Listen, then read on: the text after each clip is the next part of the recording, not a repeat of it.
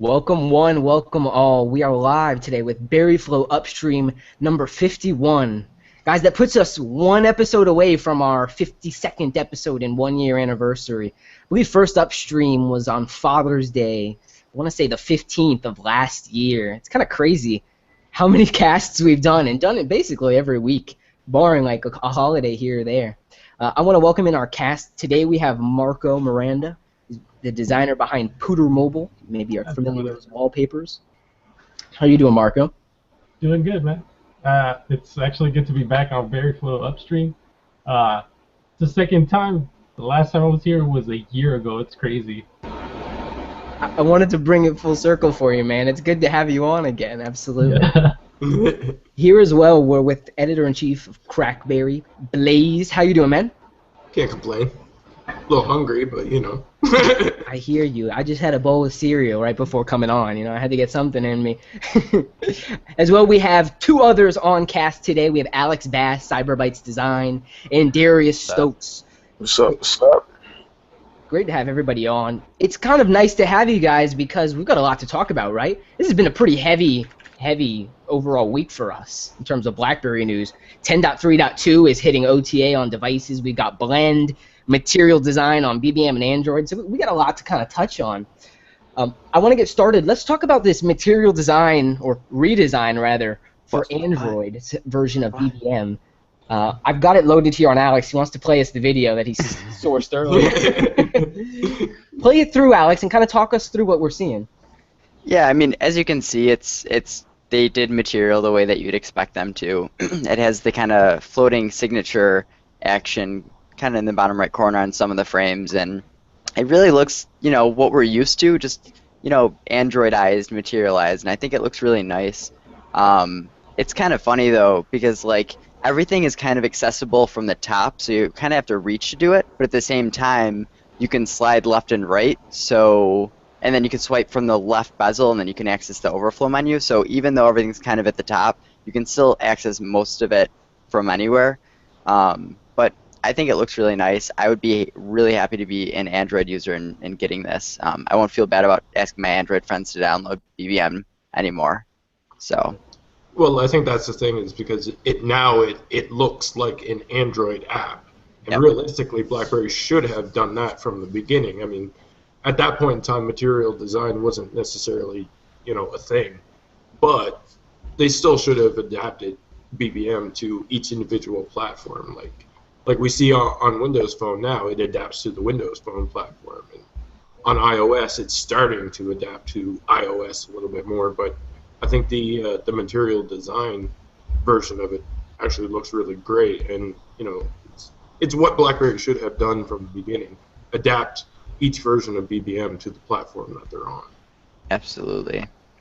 Yeah, and I know with Android M that's coming out fairly soon, they also improved a lot of notifications, and then also like app permissions and stuff. So I'd be really curious if they stay really up to date and they integrate notifications really nicely with BBM, and then it might be an incredibly awesome experience to have BBM on Android once Android M comes, or even right now with material coming out fairly soon. So it's exciting. It definitely is, and this is following, I mean, we've had the native look and feel on BlackBerry the whole entire time, right? It's always gone with the kind of Cascade style UI, but Windows was actually the first to get a fully native kind of look and feel, and it's interesting that now they're kind of going across the board. They updated the iOS client a little bit. It kind of blends the BB10 UI and kind of a little bit of the clear aesthetic of iOS, but really Windows was the first to see this in full. What do you guys think? Are you kind of envious of the design, or do you prefer the BB10 version better? I want to shoot this one at Marco because he's the designer, right? What catches your eye more, Marco? Is it kind of the Android material design aesthetic, or what BlackBerry 10 has going with the native Cascades UI? Well, I mean, as far as like multitasking, I really love Cascades. But this Android design, it looks really easy to use. It's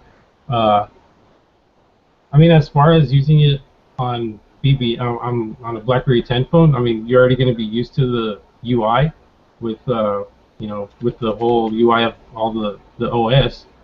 So I mean, I guess it just depends on what phone you're on, and like like Chris said, it's good that they're doing that now. It should have been there from the beginning, so users could get used to it already that are on Android. Um, I like the smooth design of it, clean design of it. I don't know. I think I prefer Cascades. I really like how Cascades works because it's really a one-handed use. I mean, with this one, it's a one-handed use as well. But since I'm already used to like all the other apps on BlackBerry 10 having Cascades, I really like that. But I think Android users are going to be really happy with this update. It just brings a lot of cohesion, right? The same paradigm they're kind of getting used to with what's to come of Android. Now BlackBerry's ready with kind of a solid version for that design mentality. I agree with you, though. Cascades is where it's at, man. There's something about, like, as Alex kind of mentioned, where you have to reach to the top for some of those actions, otherwise slide between. All of that is always at the bottom on BB10. And, like, at least on Passport, I know Chris can attest to this, and Darius as well. On Passport BBM, all the little icons go all the way across the bottom of the screen. So there's no hidden menu. Everything is literally one press away, which I personally really like. I don't have to go like sliding between things. Everything has its own place, and everything's easy and well accessible and organized. Yeah, it being at the top seems like it would be a pain in the ass for, like, say for a big phone like a Galaxy Note, or I don't know, what's a Nexus 6. Like, that's a really tall phone. You'd have to, like, go all the way to the top. So Yeah, I mean, which is why you can slide left and right. Realistically, it's like, say that you're in the chat area and you want to get over to groups, then yeah, you have to swipe left like 3 times, so it's redundant. But if you're just going between chat and feeds, then it's really, pretty nice, convenient way to do it. Definitely a little bit of a trade-off, but I think it looks really nice at the very least. I find it also kind of funny, guys, that they came out with BBM on Android Wear before they came with a native look and feel for the actual app, which to me is kind of ironic, but also kind of cool at the same time, because it shows, I think, in a way that BlackBerry is very forward-looking with where the market is going and where they want themselves to be as the market kind of grows to those different verticals, right? They put the smartwatch application first because they know they could get a lot of penetration without having to totally rebuild the base app, right? You can just push the notifications over there and whatnot. It was smart of them to integrate that way. Also helps with word of mouth too, because if there's other applications that are being announced around the exact same time, of course you want to try and be a part of that conversation. So, it came at a pretty good time for them to go ahead and announce it, even if it wasn't necessarily something that everybody was interested in. At least they were there. At least they were part of the conversation. I'm glad it's finally come, right? At least. Do you guys think, I've seen the iOS version before a couple of times. It seems pretty updated, but it still kind of feels like the BB10 app, right? You still kind of have a lot of that same user interface and paradigm. Do you think there should be something more for iOS? Maybe because they're kind of pending an update later this year, right?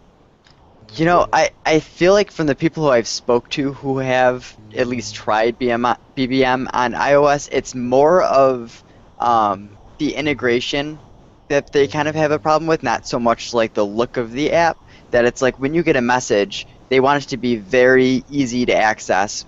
People on iOS just like using iMessage, and if you don't have iMessage, they'll text message. So it's like if you can make it as integrated to where instead of texting me, just BBM me. The biggest problem I have right now is a lot of my friends, they would rather text me than they would BBM me. And it's kind of ridiculous, but it seems like it's more so the integration than it is like, oh, this is a pretty app, I want to use this because it looks nice. It kind of falls all over the place. And Darius, maybe you can speak on this for us, man.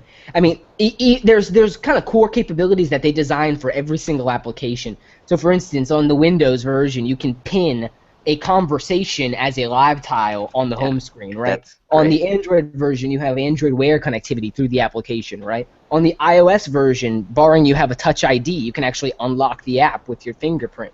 I mean, there's a lot of cool kind of additions. But what do we have on BB10? Darius, what do we have? Remind the people what we have here on BB10 that other platforms don't. BBM video, that's about it.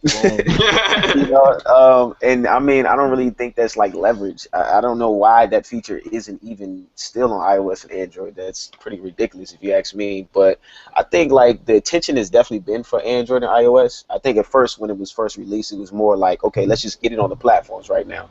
and then we'll kind of worry about giving it the native feel to its platform later. So now that's what they've done. They've, given the iOS version its native feel. Like, it feels like an iOS app now, and now you have the Android version with the Material Design update. It feels like an Android app now. But I've always felt like BBM is it's been overdue for a UI overall as far as BB10 is considered for a while now.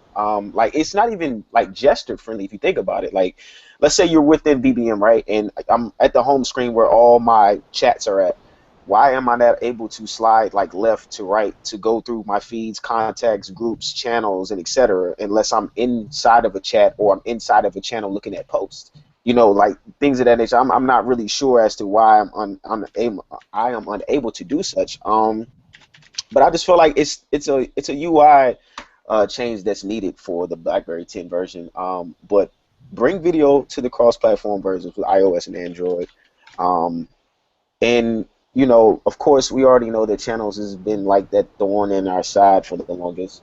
That needs a little of attention as well. But I feel like it does need some of those gesture features within the application. I really do feel like it needs that.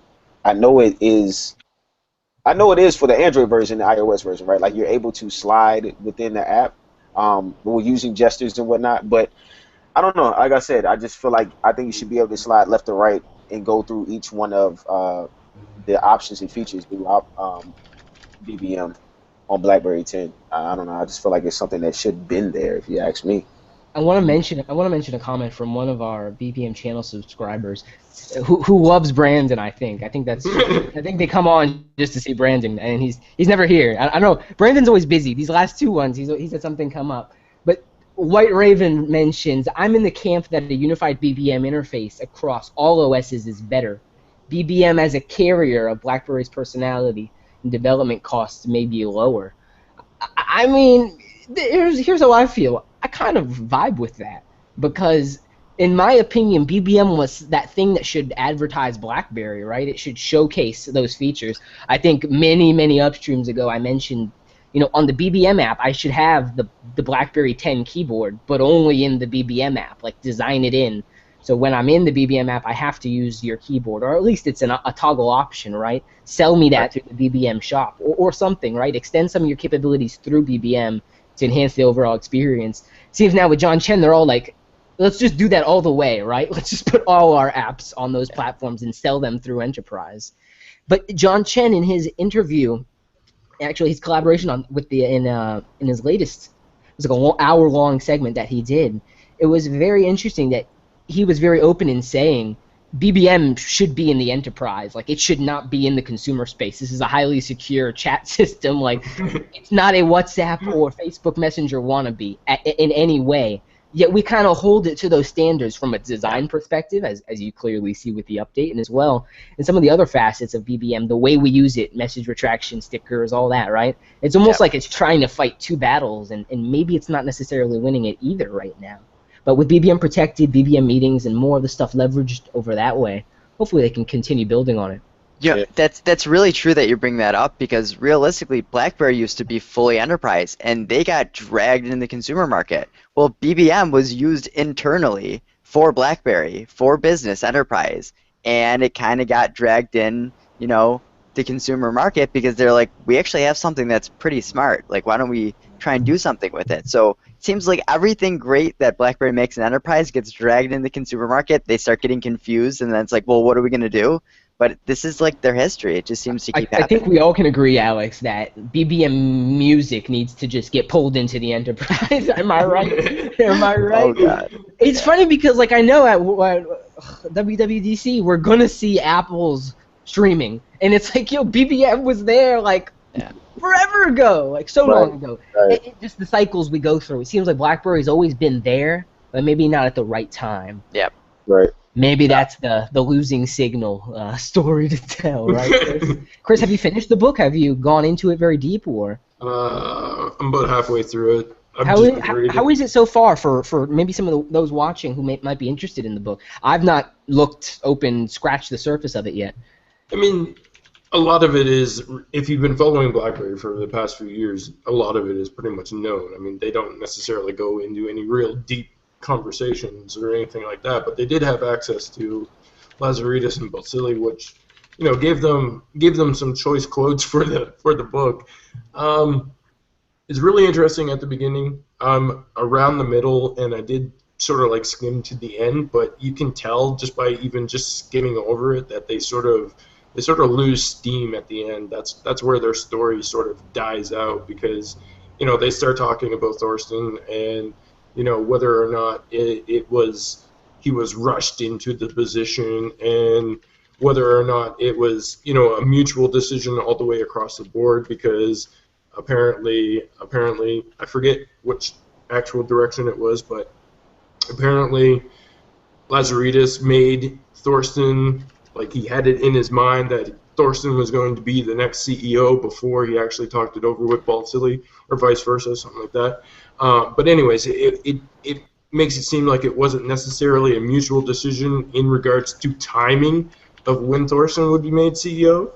But after that, that's where it ends. It dies out after they talk about Thorsten and how he came into the position of the CEO. After that, there's nothing. Like, Thorsten is one of my favorite BlackBerry CEOs, and to be honest, it's because he was the one guy who was like, literally, here it is, deal with it, make it happen, make it fly or make it fall, but you need to be the one to own it, whatever it is to happen, right? I've said it before, I think, and there's people that have come out and disagreed with me, but I believe he was pretty much set up to be the fall guy. He was like,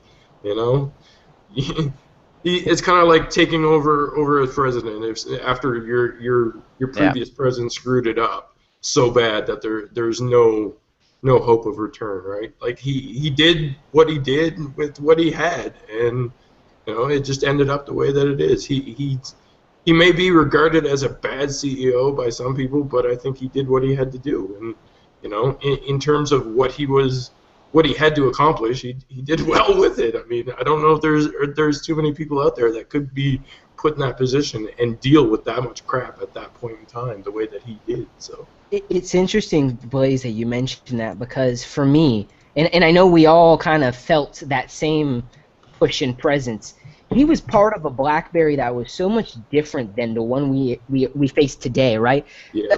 There was a BlackBerry that flew people across the ocean for events. There was a BlackBerry that threw devices here and there. There was a BlackBerry that marketed, guys. I know you don't remember it, but this is a BlackBerry that existed. This is a BlackBerry that followed John Mayer on tour. This is a BlackBerry who had Alicia Keys on stage as a creative director. This is a company that's gone through so many different changes, and as they refocus on enterprise, I think at this point in time, John Chen is the best candidate for it, right? Yeah. This guy is all about the back end. You know what? It's kind of funny. It's funny you said it, right? Because, like, I feel like when Thorsten Hines came in, right, he was a good CEO. I really feel like he catches a lot of flack because of the position where BlackBerry was at, but it wasn't his fault. I mean, it's just he came in at a dark period. But all right, let's reverse the roles, right? Let's say like John Chen came in at that time, right?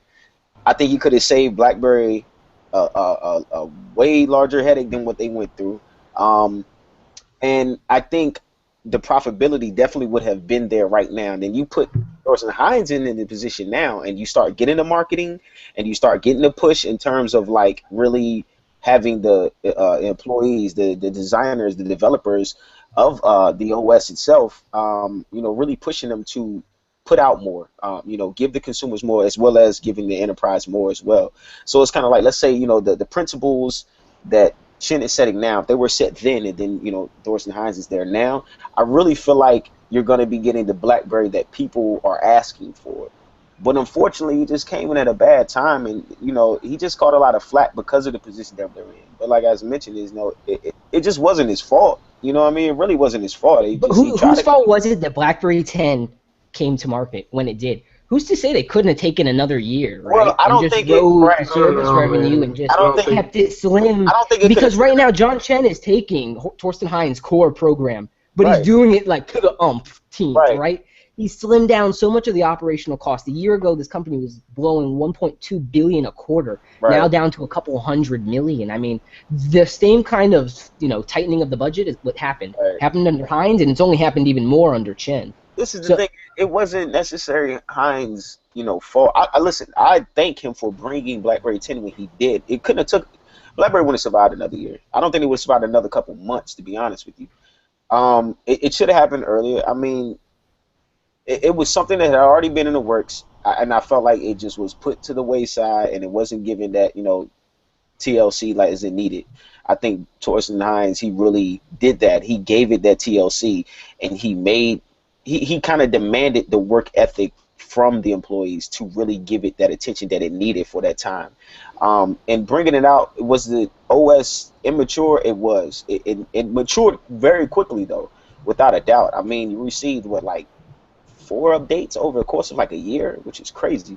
But it's just a simple fact that he really had to push the pedal to the metal and get things turning for BlackBerry, because I really don't think if I had it think waited another year, Darius, I agree with you. I think the what's different about Hines is where he's putting that pedal down. You know, right? John Chen's putting the pedal down, and it's almost like through the ground in terms of Yeah, enterprise, right? Like we're going there. We've got 3 acquisitions. We're on the path to building growth. Hines put the pedal in the consumer. He's like, we can win this market again, you know? right, He was right. so, I think, maybe hyper-focused, and Yeah. maybe in a Lazaridis kind of way, right? There were things he This is the did. baby. We want it to be successful in the same way it was. We want it Right. back.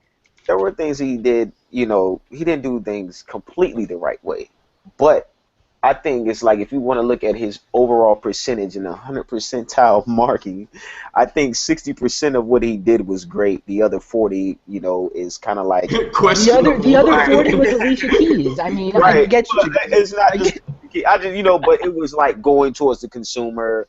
I mean, like the 60% was bringing you BlackBerry 10. All right, the 40% where he messed up was really burning a lot of cash, focusing on the consumer instead of getting back to their roots and trying to, put plugs in where BlackBerry was bleeding that in terms of cash. And I mean, that's pretty much where Chin has came in and pretty much have adjusted those things, stop the bleeding, trying to get that profitability. Thorsten, turning I it just over. want to say to you and Brightstar, I appreciate the 4 Z10s I Yes. got at BlackBerry Live.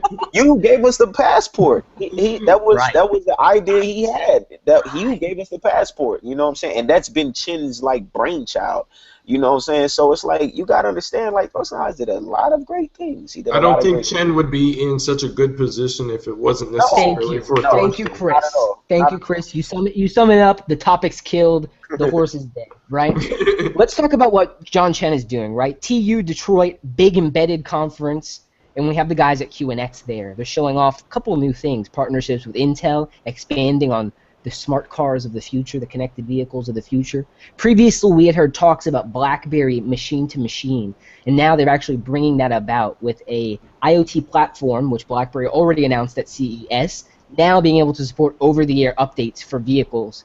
And it's very interesting. These over-the-air updates do more than just update. You can actually push a QNX installation over the air to actually install the whole host OS hardware and all that stuff. It's very, very cool, the kind of capability. As well, they mentioned bringing cryptography, the elliptic curve cryptography, into the cars. So a lot of stuff they're playing into, right? They're taking that security pedigree and now building it into embedded. There's a lot to be said about that, right? Smart cars are obviously going to be the future. Smart devices, period, expanding on the kind of functionality we get. Out of all the smart things that are out there, what's the thing that's smart you want the most? Is it a functional smartwatch? Is it a connected car? Is it a connected kitchen or family living room or entertainment system? Or is it something different? Is it a wearable type device that extends your experience? Marco, I want to start with you, man. If you could have a QNX dream device that was an embedded piece of your life, what would it be? You want an embedded solar power panel on top of your house? What do you want? What would you go for? Oh man, I don't know, because I mean, as far as cars, I mean, I go like for the old school, you know what I mean? Like, I have a '73 out there in my yard that I'm fixing, so I don't know, maybe I think something like like in the house, where you go into your house and your phone is already connected to your house, and it knows that you're home, and it turns on all the appliances that you need to be turned on, the AC and all that. So I think you're like your entire house and like the appliances there And as far as when you leave the house, anything that doesn't need to be used is just shut off and stuff like that. That would be pretty cool. Or as far as me as a designer, maybe like I don't know, like a smart mirror where I could design my stuff and just transfer them out, like from my phone to the mirror in my room. That would be awesome. See, that sounds astonishing. That's awesome. Darius, what about you, man? If you could have some smart embedded device, think outside that box. Because so many things, I could put an embedded sensor in the tree outside my window and tell me what the weather's like, right? Right. What would you go for? Um, See, I'm gonna kind of go with my profession, right? And I'm gonna go with things in terms of the Army. So I really feel like on a day-to-day basis, because one, I work with Unix, with my equipment that I work with. But like I said, I'll stick with my profession, and I just feel like I would like, some type of device that's kind of embedded, that kind of tracks, you know, equipment rations. I don't know. I mean, it can just track the amount of water that soldiers can take in. I mean, I think there's like a portable connected inventory right, system that updates in real time. exactly. And these are things that like the Army kind of shows off at certain like conventions and but never whatnot. appear. Right. And I know like they work with Northrop Grumman, who designs a lot of different variety of things across the board for the Army, whether it be weaponry, whether it be vehicles, gadgets of sorts, whatever. But I really feel like I would like to see something that is kind of equivalent to that, that really kind of tells soldiers what they need to do without them having to think, to kind of keep their mind ahead on the mission that may be, on the board for us. So I could see something like that, and I feel like that's a major scale. I feel like that's something in the future that I feel like BlackBerry should get kind of their hands dabbled in with, and really working with different countries and their militaries, and kind of exploiting this technology, exploiting this software specifically, and trying to implement it some kind of way within military and not just the enterprise sector of the government itself. All right. So Darius wants BlackBerry to be Tony Stark. I get it, Darius. I mean, think about it though. Like, does it not have that potential though? It does. It kind of has. It's a fairy tale type of feel. They got rocket launchers, tanks, and nuclear power stations running QNX. I'm sure they can figure that out, right? Yeah, there's a lot of things I feel like you can do with QNX. It really is. What about you, Chris? What would you want? This embedded QNX thing. What would it be? Much along the lines of Tony Stark. I want Tony Stark's house, basically. I want things to be connected. I want, like Marco said, save me power when I leave my house, turn off my lights, know when I'm home, and set the right temperature and all that stuff that could basically help me in the long run, make my days a little bit easier. Now I'm not talking like my fridge reminding me to essentially go ahead and pick up milk or anything like that. I think that's a little bit too invasive, but I want things to basically lower my cost of living and turn my lights off and turn my lights on, and turn things off that aren't necessarily in use. Like if my computer monitor is left on, I want my house to know and just shut it off. So we need to install a QNX module in your electrical system. Yeah, exactly. I mean, of course, the privacy issue comes at a cost there as well. Everybody's wondering where's all this data going, who's hosting it, and so on and so forth. But I don't necessarily have too many concerns with that.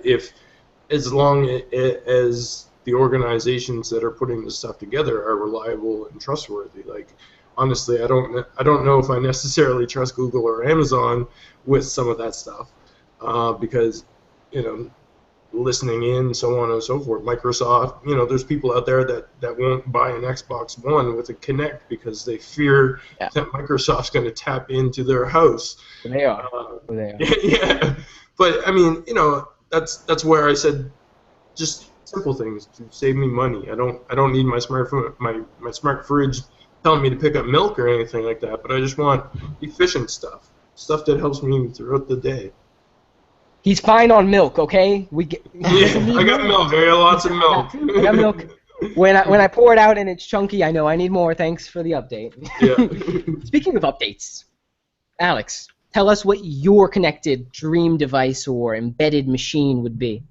Yeah, so I mean, you guys definitely brought up a lot of great points, and realistically, this is going to be something that they are going to have to sell us on. I think we could come up with great ideas right now, but they are the ones developing it, and they're going to figure out, this makes sense because of this, and maybe we have no idea because, that's where innovation comes from, not necessarily a group of people discussing like we know what's going to happen. But if you did force me to choose a few things, well, there's time and money. You can't buy time with money. So yes, money is a great thing to save, for instance, turning off your house and everything, but what is the one thing, time. I agree in any way, shape, or form. Products that come out, services, anything that save you time. Uber is a time saver. This is why people love it. So one idea is, we spend a third of our life asleep. So as stupid as it sounds, a smart bed, for instance, that somehow monitors better when I am going into REM state, or just something that allows me to not have to sleep as much, or maybe allows me, wakes me up at a certain time depending on how the traffic is if I need to get to work. And I know that there are these smartwatches that kind of can monitor and do some of that stuff, but nothing has really been that great. And I know that there are also like masks that you can put on that will flash like lights to make you wake up at certain times and everything.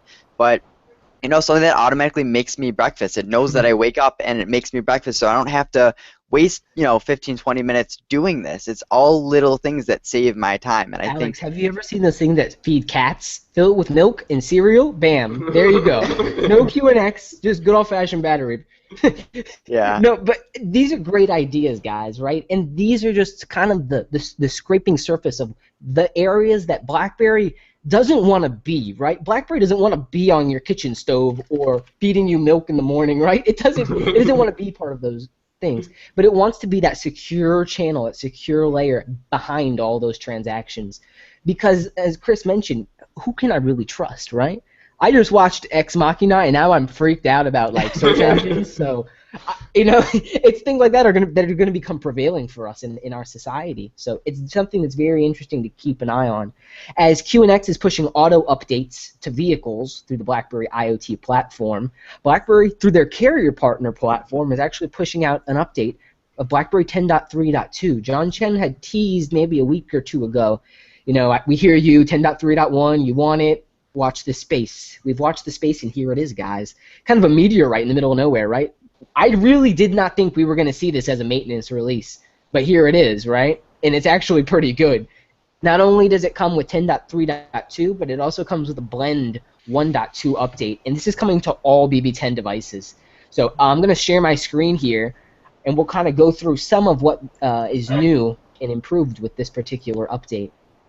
So as you can see here, Blend, of course, is going to be the big UI change that's happened here, focusing on productivity, spelling, direct reply, so you have instant notifications here. Anti-theft protection has been added into BlackBerry Protect. We've got camera improvements on light auto modes, face detection, reduced blur, etc. Calendar additions. We've got the Amazon App Store, of course, which is new with the 10.3.1 release, 10.3 if you're on a Passport. And then it talks about here how the update will become available. As we're well aware at this point, unlocked devices that come from BlackBerry World, or excuse me, Shop BlackBerry or Amazon, those are going to be getting those updates first, and it seems like they're focusing at first on Classic and Passport users to push those updates. Have any of you guys actually received this update over the air, or have you all gone ahead and downloaded it through other means? No, I haven't received it over there. I downloaded it. I downloaded the latest version onto my passport. 798. Yeah, 798. And my my Z30 is still running 680, which I kind of feel like that was a little bit more solid than 798. But it's a solid OS overall. Like the turnaround time for them pushing out the update was pretty good. Faster than others, and I was just surprised that they released it this quickly. To be honest with you. Yeah, I was kind of surprised to actually see it roll out as being an official release too. I mean, realistically, it doesn't. There's not a ton of huge feature additions there. Mhm. As James just went through, there's not a ton there, but I do believe that it essentially corrects some of the stuff that was wrong with 10.3.1 as well. So I think that probably helped push, help make it be the OS that they actually pushed out right now, as opposed to waiting a little bit longer. But I got it officially on my red passport, but I still have a Shop BlackBerry black passport that hasn't actually received the update yet, which is kind of weird because it's no different. I mean, the only difference is the color. So Right. why doesn't it have it? This is kind of odd, right? That one's probably Yeah. refurbished. I'm just kidding. Yeah, I don't know. It's probably not unlocked, no. But My 18 passport still doesn't have it, so I think I that's was- going to be the big problem is people Yes. who are actually on carriers. Like all of us are celebrating Yes. the rollout of it, and it's great that those Shop BlackBerry and Amazon devices have it, but realistically, those devices weren't the issue. It's the carrier ones that are the issue, and even with the update rolling out, if it's not hitting carrier devices, then it's still going to be an issue. No, my family members who are still on AT&T, they are on 10.2.1, and I pick up their phone and it just feels so weird because I feel like I've been on 10.3 for like a year plus now, and it's You like, have. whoa, seriously. Yeah. But I was on 10.3.2, the 6.8 one, or whatever, on my Z30. I was having some really bad battery problems for a long time, and I just put on 7.9.8 a few days ago, and my battery life is totally fixed now. It's been great, like brand new device. So definitely recommend it. Marco's calling me out so hard for just like swooning over that. Sorry, I'm using Hangouts as a mirror, guys. I apologize.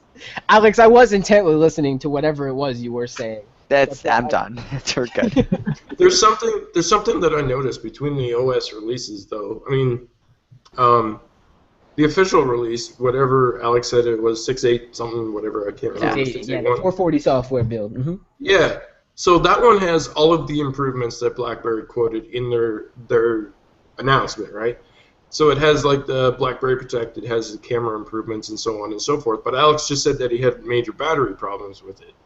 And then when you upgrade it to what is essentially the leaked version, which is the higher release, 7.8, whatever. 7.9.8. Yeah, you guys are better at keeping track of numbers than me. But anyway, that higher version, it still has all of those things included with it, but realistically, I've gone through these different OSs. Like I have specific devices that are still remaining on the older OS and the new OS, and let's say, for example, I find that, okay, the battery on the lower OS wasn't that great, but it's better on the higher one, but if you go to the lower OS, the camera is better. If you go to the higher OS, the camera is crap. So it's like, where's the balance? Like, I have this supposedly greater OS, numerically greater. You need to have Bez enabled to have balance, all right? Yeah. Exactly. But I mean, that's the thing with it, though, is that some of these operating systems are really good, and they may have one of these things that are covers all of the bases and everything is working perfectly fine. But then there's another OS out there that people have loaded on their device where there's some variation between them. Like, why is the camera crap on the 7 dot whatever release for me on my passport, but it's perfectly fine on the 6 whatever release, the lower release? I'm like, why can't somebody just carry over the exact same settings, because it was really good on the previous OS. If they can't even keep a rolling change log, like how do you expect them to keep it internally set together, right? It's just so confusing, and I realize that I fall under the exception because not everybody is updating their OS to the latest OS that leaked or appeared off of BlackBerry servers or whatever, but this is one of those things that I, as a user, notice. Like there are inconsistencies between the OS, and Right. I don't know why it happens like that. Like somebody could have battery problems, and somebody could not have battery problems. Like No, it's Alex's problem is actually nothing to do with the OS. It's actually the fact that he's on Verizon, and they hate BlackBerry so much that when they built his Z30, the wireless charging that they integrated, that actually destroys the battery life of the phone over time by allowing it to overheat. This is a true story, Alex. Like, Start spreading these rumors. People are gonna think it's true. I read it in the BlackBerry forums. No, it's only for Alex's device though. It's only my device, yeah. In every device he's helped seed, Oh, God. all those devices are now infected. Such bad luck. They know. Yeah. No, it's Verizon though, right? I mean, they're still on like 10.1. They're pretty bad, yeah. They're gonna get the slider, and it's gonna be great, right, Alex? Right? Hopefully. We'll see. I love busting your chops, man. I hope you take it. I really appreciate Alex. He got me on Tinder again, and it was very difficult because for some reason it wasn't quite working. But Alex found like this segue to get. He's like, load this older version and then just update. And I'm like, oh, and now it's working great. So kudos to Alex. I'm gonna get him to do a blog post on BerryFlow, how to get the chicks, and he'll be headlining that one. Showing you, of course, how to get Tinder on your device as well. If you're having issues with Tinder on your device, just message Alex. He's got the hookup. At Flip4Bytes. That's the number 4. And Flip. Yeah, you got the rest. He's out there. Just search him. You might have to deal with one of his selfie photos like this, though.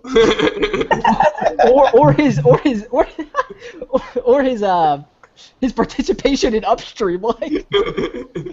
Oh, Alex, we go so hard on you, but we do appreciate your attendance. Your sunburn. I'm sorry. Oh, I gotta stop going there.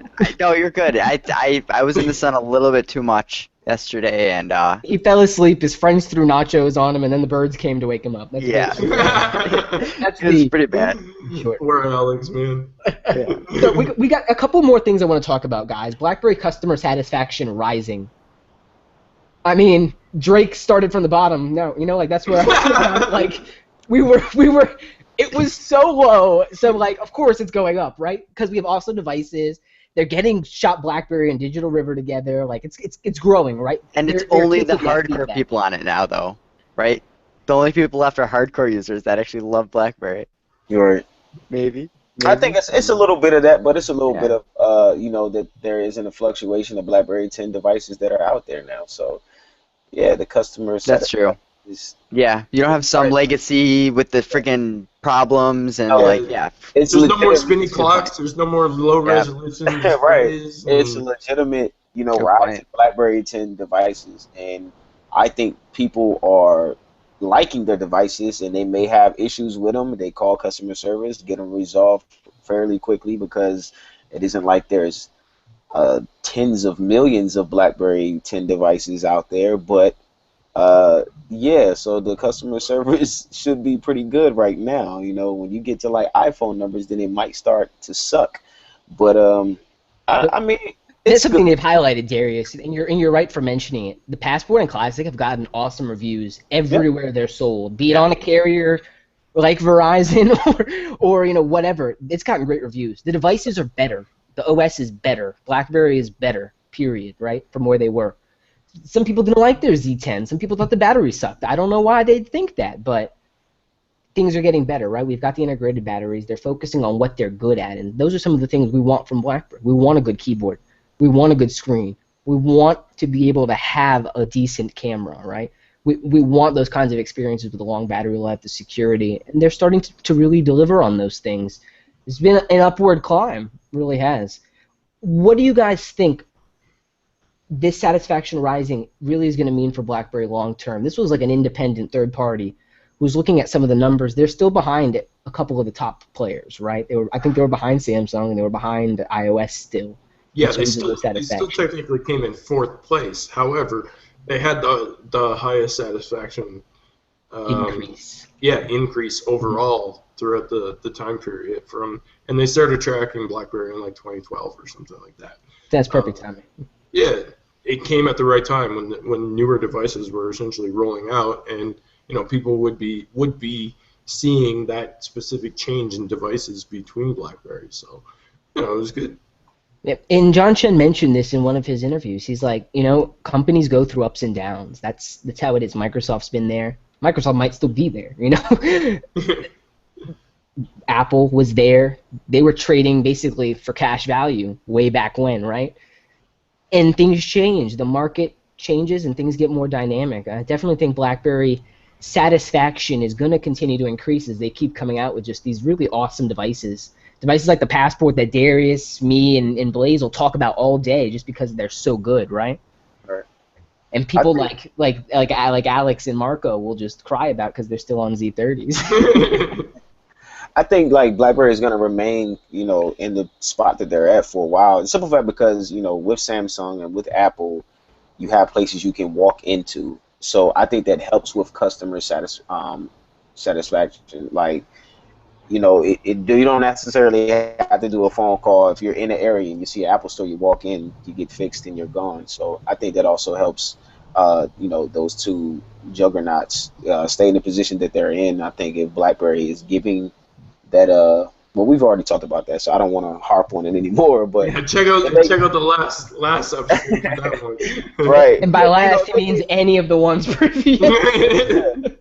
But if they gave that ground support, I feel like they probably jump a spot, So. This is coming from the guy who last Upstream was like cursing BlackBerry loyalists. But they were like, I'm surprised nobody tried to kill us over that, though. Really, I was totally expecting some hate mail on that one, and I never got nothing. So. I never did. They were all like, you know what, Darius? I appreciate your candidness. I actually got a couple of those tweets, and they were like, I'll let him slide on that one. I'll let him slide. I got integrity, man. Integrity. So this is our final topic, guys, of the night, because I got to get back to this Cavs and Warriors game. Supposedly it's game 2. I don't know much about it. Supposedly there was overtime yesterday. Warriors won. Yesterday. Was it yesterday? Was it a couple? It was so like Thursday night. If you can tell, I have no idea. But we do have an idea about the potential BlackBerry has moving forward. What about BlackBerry 10 development? Alex, you're a developer. What's on the roadmap from the SDKs? Not much from what I've seen. They really. It's like I baited the question for you. We haven't seen anything in 6 months in terms of the developer roadmaps, right? It's been a while. But they've been talking in support forums. There's been some murmurs out there about what may be to come. And there was a statement put in one of the BlackBerry support forums talking about Qt development. And it was very interesting. They say basically, we can't talk about what we're building, but we are building. We are invested on this. And we're invested in growth outside of BB10 as well in terms of software services and building it out. So there's something coming, guys. The question is what? How do you jump from a Z30 to a Passport? How do you keep that trend going in a way that is sustainable throughout your device's hardware cycles years out, right, when you want to put a new device every year? Is Passport now a new reference platform just like the Z10 is and like the classic Leap and all those as a reference platform?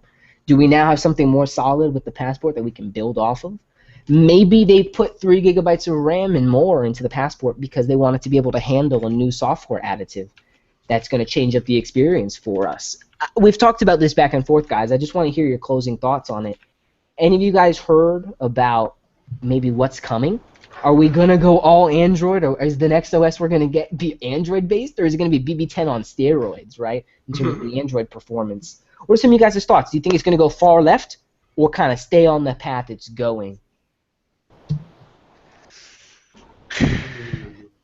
We've talked about it so much. I mean, realistically, we're not going to know until we see it, but it's like part of many of us are hoping that there's better Android support, and we realistically kind of know at this point the only way that's going to happen is by turning more over to an Android operating system, because the runtime, even if they did update it to Lollipop and, just even doing that, keeping a runtime up to date, the fact that we're going to be on Android M soon, and what are we still on Jelly Bean with this runtime? Even just keeping that updated is a whole thing within itself, and then the resources it uses, I just don't know how realistic that is. Even apps now are starting to not be available because of the fact that they're targeting a higher API. Yeah, so they're turning it off for Jelly Bean. Yep, people are that's interesting. I didn't even connect that, but a lot of people who I've been talking to, they say this isn't in, showing up in the App Store anymore. And it's like, I don't know why. Like it was for me. And it's like, yeah, it's probably saying Jelly Bean is no longer, supported. You need this and higher. Right. That's yeah. The only thing I have to say is that you would be foolish to think that somebody in Waterloo isn't running a Android-based BlackBerry at this point. Yeah. I think like 10.4. Chris was just like, like, I like how you left that. I like how you just left it. Like he just put that on the shelf for you guys. Right. You can run with it. I'm not saying anything specific. I'm just saying you would be I think foolish Bazinga's writing an article right now, Chris. Probably. Quoting you. It's Sure, on the King comments- Alpha? What? Let me go check. The comments are waiting. Like, watch. Like next week, Chris, can you talk more about this Android? Right? I'm telling you, Ray, watch. It's gonna happen. But I think as far as like the developer thing goes, I really feel like 10.4 has to be like that thing. It has to be. That's what we said about I don't know. 10.2, 10.3. But you know what? But because all these last updates, right, since 10.0 have been nothing but what the OS needed, all right? It didn't, we've been playing catch up. I feel like you finally caught up now, all right? I mean, personally, but I didn't get excited about like 10.3 when everybody's seen like the small UI change. I really didn't get excited about it. It wasn't nothing that impressed me. But I really feel like looking at these other OSs, looking at Material Design and looking at iOS 8 and just the fluid motion of those OSs, and not to say anything about BlackBerry 10 because it's very fluid. It's very just intuitive OS. I love it to death, but I feel like it really still needs a huge change. Like there isn't nothing that pops out to me that is like, ooh, except the productivity and how I'm able to move throughout the OS in terms of messaging and doing X, Y, and Z, whatever. But I really feel like it has to be there. I feel like Google services some kind of way needs to be intertwined in this OS, all right? Make it official. Yes, bring up the Android runtime. And yeah, but I'd rather them take like another year to give me an update than keep giving me these small things that you're doing to kind of keep up with things. Like you gave me these legacy features that we wanted. Cool. All right, you finally did whatever in the previous OSs. Great. Whatever. But you know what I'm saying? It's just like you've been playing catch up. Now it's finally time to pick up and take off. You know what I'm saying? Like, right. do something. It's been a defensive game, which is what I'm sure the Cavaliers will be playing tonight, right?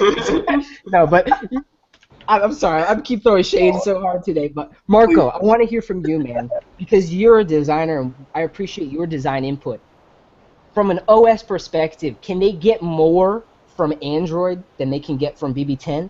Basically what Darius was just kind of going on about was that BB10 is very utilitarian, but not very consumer-oriented. It doesn't have pop. It doesn't have glitz and glam. It's very, by the book, here it is. It's very simple.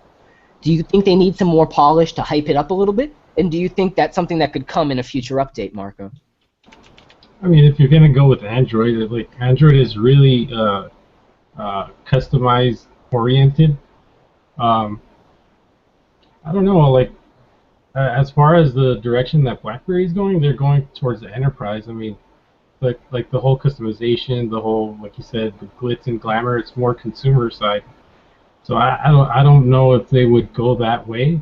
I would love to be able to customize at least like icon packs. I'm not going to themes anymore because I know that like that's old legacy stuff. But at least some kind of icons, or or at least being able to customize the color scheme of your OS. That would be awesome. Just That'd like be sick.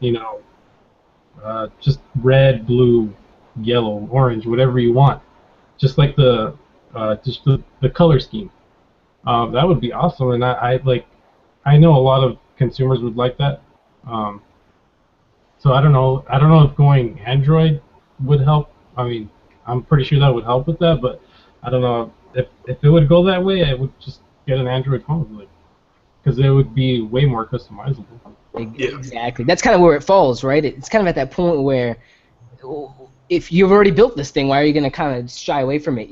Or are you going to cannibalize BB10 for the sake of Android? I think maybe there's some kind of hybridization to come. And I have an article coming, I want to say next week, and it talks a little bit more about some speculation behind what I think may be coming for the future of the Android runtime and the Android player. So stay tuned for that. It's going to be very exciting. Investigative journalism, so to speak. I had to speak with some techies who could make some sense of how the Android runtime works on BlackBerry 10 and where they're going with the hardware specs. What did you have for us, Chris? Here's just one curious thing, okay? Because up until now, we've been talking about the operating systems, and pretty much through every process of BlackBerry 10's existence, we've realized what was coming by the time that an official OS update was released. So say, for example, like, 10.1, we knew that 10.2 was coming, all of these things. At this point, what are we looking at? We have 10.3.2 already, and the only thing that we're seeing thus far is higher versions of 10.2, or 10.3.2. There has been no information about anything after 10.3.2 as of yet. So there has to be something happening there. Yeah, the Watch Dogs acquisition. Yeah, because we don't have anything to base it off. We can't say, okay, after 10.3.2, 10.4 is coming, or 10.5 is coming, whatever the number may be. There is no 10.3.8 at this point. There's no 10.3.6. There's nothing. We have no basis of anything at this point, except for higher versions of 10.3.2. And Chris, I feel like what you're saying should speak volumes. The fact that we don't have anything should tell us something, that they're working on something totally off the books, right? They want this thing to be a surprise when it comes. And they're doing a good job of kind of feeding us. This 10.3.2 update is just going to rejuvenate the whole kind of community, right? There's an OS update. It's coming, something new, bland. It's going to satiate them till the end of the year. And hopefully something new with the slider device. But I want to let everybody know that this episode of BerryFlow Upstream is sponsored by Courtier. It is a Slack native client for BlackBerry 10. Alex, give us the readout, please. So, one thing that I've been using a lot is the Android version of Slack, and it actually just got a nice material update. But the one sad part is notifications still don't work. So there's this developer who has made a native Slack client. It's a little bit buggy because I think dealing with the hub is really, really a pain in the butt. And I'm sure many of you have seen apps that you use having very odd hub support. So the one benefit of this is the fact that it's hub support. Sadly, I'm not getting hub support with it right now, but a few of my buddies have downloaded it and they have hub support, so it seems to kind of be a 50-50 chance for that. But I'm talking with the developer and I'm trying to give him any input I can for what's happening, what type of device I have, whatever, and he's trying to figure it out. So I do definitely recommend checking it out if you want hub support for Slack. If you use Slack for work, it is $5, yes, but it's definitely worth it. It's great to see new apps coming out for big apps. Native ones at that. You got to support the native devs, man. Rock on. You do what you do. Alex, still waiting for the web design cheat sheet update? Get back to me on it. I really hate you. With that being said, Marco, it's great seeing you. I feel like I haven't seen you in a whole year. It's because I haven't. Darius, as always, great to have you on. Your insight is always on point. Chris, you bring a lot, man. Maybe you know too much. It worries me sometimes. Your head goes sideways, and I'm just like, oh, man, what's he about to drop? And then Alex, of course, keep deving, man. Do what you do. Make money. Webmaster BerryFlow. Get a hat. You're so behind on the... I love this hat. Marco's just... You hooked it all up. I was just happy to see Marco not pixelated. He's no longer an 8-bit character on my computer anymore. He's a real human, real boy. He's a human. Anyway, guys, I really appreciate having you on. With that being said, next week, BerryFlow Downstream. This is serious. This is serious business. And by serious business, I mean we're going to have a drinking game. You're going to have to get engaged with some posts prior to the stream that are going to set down the rules, the regulations, the fact that you cannot drive and listen to this podcast and drink at the same time, things like that, disclaimers and whatnot. It's going to be a lot of fun. You want to stay in for that. It's going to be a little drinking game for all of us, and there's going to be a little bit of something going on that's going to mix it up in terms of our normal kind of layout and platform here. So definitely check out that native application for Slack that we just mentioned. Guys, I will see you all next Sunday. All right.